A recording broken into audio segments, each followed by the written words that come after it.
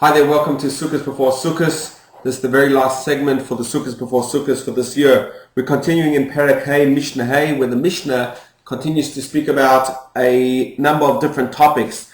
First, it speaks about the blowing of the chatzos, the trumpets, which were sounded in the Beis Hamikdash at different times. The Mishnah says, Ein poichsin me'esrim va'achas tikiyas b'mikdash.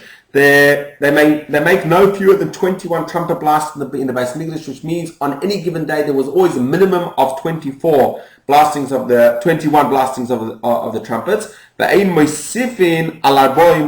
was never more than 48. It says, and the Mishnah enumerates them and says, B'chol yoim hayusham esrim achas tekiyas b'mikdash. So it says that there were every single day there were 21 blowings of the shofar in the Beis Hamikdash. How was that? Shalosh. There were 3 times that they would blow 3 blasts. When it says 3 blasts, it means a tekiah, trua, and a tekiah. They would blow that for the opening of the gates. But 9 for the daily burnt offering, when they would bring up the morning korban. But another 9 when they would bring the mincha, the afternoon offering. Uva musafin, on when there was a musaf offering, then they would add an extra 9. Erev Shabbos, so there you get to a number of 30. But how would we get to 48? We'll see. Erev Shabbos, if it was Erev Shabbos, they would blow another 6. What were those for? 3 blasts were to stop the people from doing work. The Gemara speaks about it, says that the first tekiah which they blew, the first sound was to tell the people to stop doing the work in the field. The second sound which they would hear, which was the teruah, signal for the people to close their shops. And the third one told them that it was a sign to remove all pots from the stoves. But then there was another further 3, lahavtu ben kodesh lachol, in order to distinguish between the sacred and the secular, that which was holy, in order to tell the people that now stop doing all malacha, Shabbos has come in, and in many countries, many cities, there are still sirens which operate to tell people that Shabbos has arrived. Erev Shabbos Shabbat Chag. Now, if it was Erev Shabbos and it was also happened to be Sukkot, so this is based on what we said in our previous Mishnah yesterday, Hoyisham Arboim Ushmoine. Then there were 48. How was that? Sholish Lipsicha Shorim. 3 for the opening of the gates. This was all connected to the Shivas Hamayim, the joy which accompanied the drawing of the water, as we explained in previous Mishnah. Sholish Lishara Elyon, and 3 for the upper gate. Sholish Lishara Tachton. 3 for the lower gate. V'sholish l'milah hamayim, another 3 for the filling of the water itself. V'sholish hagam mizbeach, another 3 when they poured the water actually down on the mizbeach. Teisha l'tomish shachar, 9 for the morning tomid, the morning korban, as we explained. V'teisha l'tomish ben arbaim, 9 for the one in the afternoon. V'teisha l'musafin, 9 for the korban musaf. Sholish l'haftos amid amlacha, 3 to tell the people to stop doing malacha. V'sholish, because remember we're talking about it's Erev Shabbos. V'sholish lahavdu ben kodesh lachol, and 3 in order to separate between, to tell the people that Shabbos has actually arrived, and that brings us to the number of 48. Now Mishnah Vav speaks about a bit of a different theme. That is the theme of the mishmaros.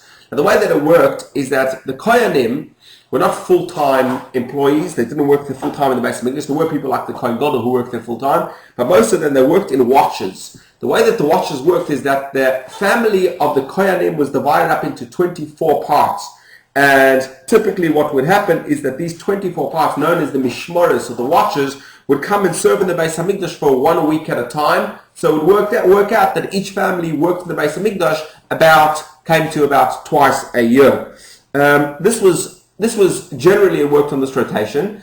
In the times of the Moyadim, when it came to the Sholosh Regalim, Pesach, Shavuos, and Sukkos, everyone had a chance. It was all equal. And this is what the Mishnah speaks about here. The Mishnah says, Yom Tov Rishon Shel Chag. Now on the Chag, on Sukkos, there were a lot of korbanos which were brought. And I wanted to give each group a fair chance to be able to bring a korban. Yom Tov Rishon Shel Chag, on the first day of Sukkos, Hoyisham Shloisha Asar Parim, there were 13 cows to bring up, Ba'elim Shnayim, 2 rams, V'so'ir Echad, and 1 goat. So here you have a group of 13 and 2 is 15 and 16. Okay, so that covers 16 of the mishmaros. They can all do with that. Nishtayru Sham, but there were also, in addition, there were 14 sheep to bring up every day. Nishtayru Sham Arba'asa Kvasim Lishmoina Mishmaros. So there remained 14 sheep for the remaining 8. So how did they divide that up? B'yom Rishon, so this is how they divided it all up. B'yom Rishon, on the first day, Shisha Makrivin Shnaim Shnaim. So you would have 16 of those would deal with that group, but then you'd have the leftover eight groups to deal with 14 sheep. So 6 groups would each bring 2 sheep. V'hashar, and the other 2 groups, echad would each bring 1 sheep. Now, this is where it gets tricky. The way that it works is that on the first day they would bring 13 cows, but this number went down every single day. So Bashani, on the second day, where you were only employing 15 mishmaros, 15 watchers in bringing up the cows, the 2 rams, and the goat. So now you had a group of nine who were left over and wanted to deal with those 14 sheep. How did that work? It says, so 5 offered up 2 each. So 5 offered 2 each. That brings you to 10. And the rest of them would offer 1 each, which means the last four watchers, by offering up 1 apiece, brought the total to 14. Bashlishi, on the third day, when there was 1 less bull, so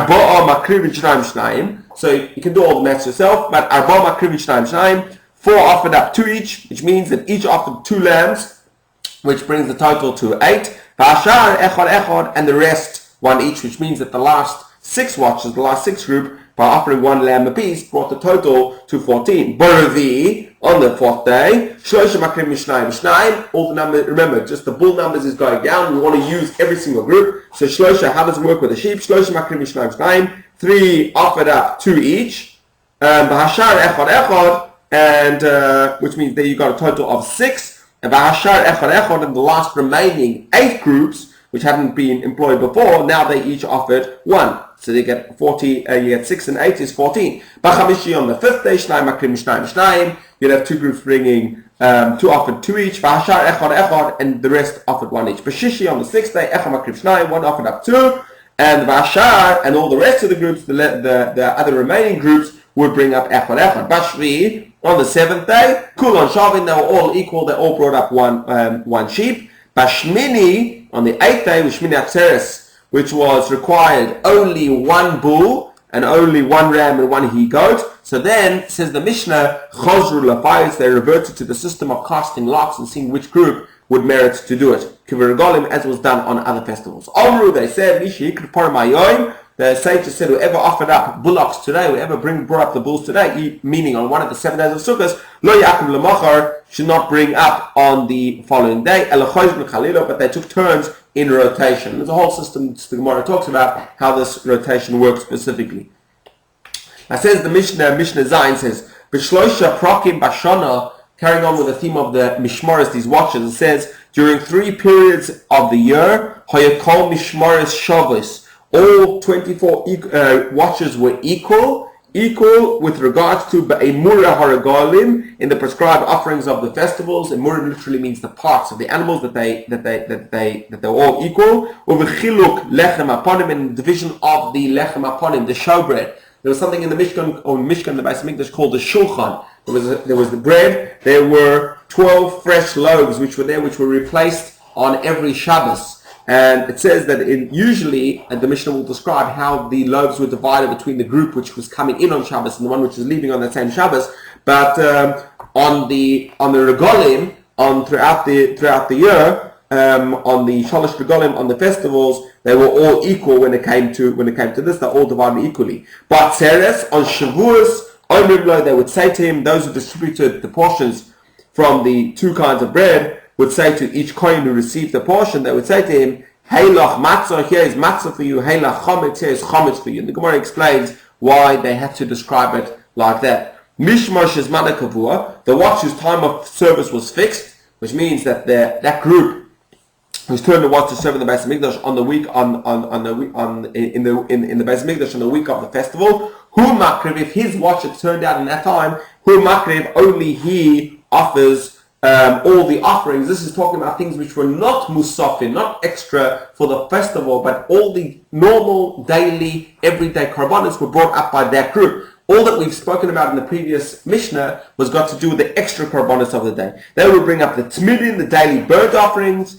nedarim, any vow offerings, or nedavos, and all free will offerings that belonged to the group which was assigned to that week. It's just that they were all equal with regards to the extra korbanos and the extra things for the time. Ushar korbanos sibur and all the other remaining public offerings, or makriv esakol, and this watch offers everything. They would bring up everything else. It says the Mishnah Yom Tov Hasamach l'Shabbos. If a Yom Tov fell near a Shabbos, bein lupanel, bein lacharel, whether it fell before it or after it, which means that if it was very close to Shabbos, right before or afterwards, then if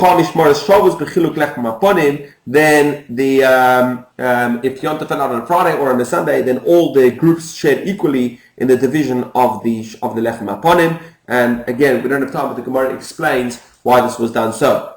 Says the last Mishnah, if there was one day in between, which means that if, let's say, Yom Tov ended on a Thursday and there was a Friday and then the Shabbos, Friday was the day after Yom Tov, or that Yom Tov, or there was a day in between and that was if it worked out in such a way, so then the watch whose time was fixed took 10 loaves, and the one that stayed behind, which means that they would divide the loaves between the one coming in and the one leaving, but they were only divided out of the 12, they would divide 10. And the one that stayed behind, there were kohanim who came to the Beis HaMikdash on Friday, and they remained over Shabbos, even though that they could have gone home before. Says that noitel shtayim, they would take 2. But during the rest of the year, so it says the way that they divided the loaves was hanichnas noitel sheish, vayotze noitel sheish. The incoming watch took 6 loaves, and the outcoming watch took 6 loaves. Rabbi Yehuda says hanichnas noitel sheva. Actually, the one coming in would get 7 of those loaves, because remember that they switched on Shabbos. Vayotze noitel shacholesh, and the outgoing would get 5. Hanichnosin, the ones coming in, cholkim betzofan, they would get their bread was divided to them in the north. Vayotze b'dor, the ones outgoing in the south. Bilga was a name of one of the Mishmaris. They all had names that were named after their ancestors. One of this group's names was Bilga. It says Bilga was la'olam choylekes b'dorim. They were always divided the bread in the south, no matter what. But tabato kavua, its ring was permanently affixed. Now, what is this? What are we talking about over here? There were rings in the Beis HaMikdash which they used to help them in slaughtering the animals. Each Mishmar, each group had its specific ring which it used. Now, Bilga these rings were, when they were not in use, they were stapled into the ground. Bilga's was always locked. They weren't allowed to use theirs. They had to use the ring of another Mishmar, that to, so to say, borrow a ring from another Mishmar. And Bilga's window was always sealed. The window was a place where each group had like a locker, a place where they were able to keep their knives. But this group of Bilga, theirs was always locked. And the reason that Bilga was fined in such a way, the Gemara explains, Bilga was a person who followed in the ways of the Greeks, and she actually married a Greek officer. And when she was a time when she came into the Beis HaMikdash and she turned to the Mizbeach and she called the Mizbeach a wolf. She said, Lukus, which means wolf. She said, how is it that you keep on eating up the money of Bnei Yisrael with these korbanos and you don't help them at a great time of need? And because of that, her children were fined, and they were fined in this way, that they had the embarrassment of having to share a ring with another group, and of not having that convenience of having a place to keep their knives. So this is the end of the Masechta of Masechta Sukkah, and I know it's been a bit long today, but we can say solid Masechta Sukkah. We finished this, but Hadnalach Masechta Sukkah will return to Sukkah. I wish you all, I thank you for joining us for the Sukkahs before Sukkahs, and I wish you a wonderful Yom Tov, a good Yom Tov. We should really have the personal Sukkah Shlemecha, when Hashem will put His Sukkah over us, we're able to re-experience all this that we've described in the Beis HaMikdash once again, with the coming of Mashiach speedily.